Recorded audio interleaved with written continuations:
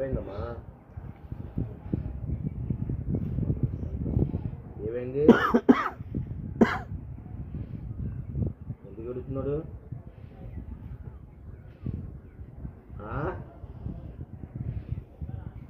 పాట బాక్స్ కావాలా? ఇప్పుడు ఎక్కడి నుంచి వస్తాయి?